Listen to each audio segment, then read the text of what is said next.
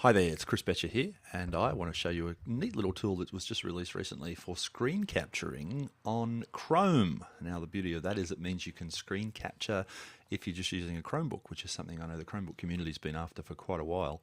Let me show you how it works. So this extension is called Screencastify. So let's just open a new tab and go to the apps page here, click on Store.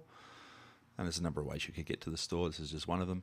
So I'm just going into the store here and I'm searching for something called Screencastify. Now when I search that, you'll see it shows up here. It's an extension. I'm not actually sure who's made this, and I am actually waiting for some nice official ones. But in the meantime, this one seems like it does a reasonably good job. Click on the little button there, blue button, give it permission, and it will install. And there you go. So what I now have is a button up here in my extensions bar here, and it's telling me that Screen Recorder is set up. And it's as simple as that. Now let me just show you how it works. So let's just say I want to record this tab here to show you something that's happening on the screen. I can click this button and it opens up, and you can capture either a tab or the desktop. Now it says the desktop is experimental. I'm on a 27-inch screen here, so I'm not going to risk that. I'm just going to record this tab.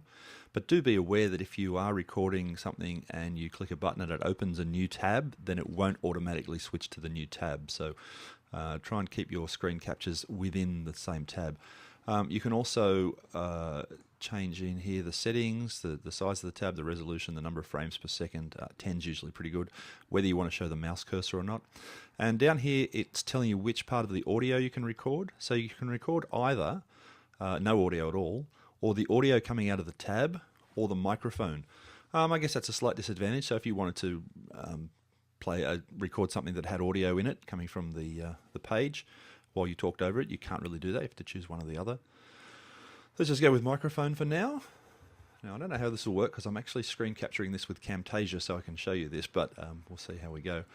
Now I've made all my settings. I click Start Recording, and it's now recording, and I can just do something like if I search for, say, screencasting, and it does a search, and so I'm just simply capturing my screen here. If I click on a link, opens another page, and that's all being captured by Screencastify. When I'm done, I click the little button and say Stop Recording, and you can see it's here, so I might just rename that, call that my test, just like so.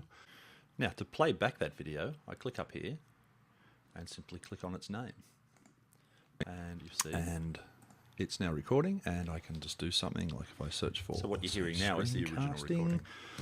And it does a search, and so I'm just simply capturing my screen here. If I click on a link, opens another page, and that's all being captured by Screencastify. I can delete it if it's no good. Interestingly, I can export the video file, but the one I'm really interested in here is upload to YouTube. And if you click upload to YouTube, then it will open this dialog here, ask you which account you want to log into, and then upload directly to YouTube. You can set it to default to being private or public. So there you go, Screencastify, really neat tool.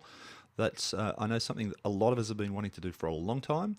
And while there are certainly other better, more powerful tools to do screencasting, such as Camtasia Studio, being able to do it on a Chromebook, where basically if it doesn't work in Chrome, it doesn't work, there's a really neat solution.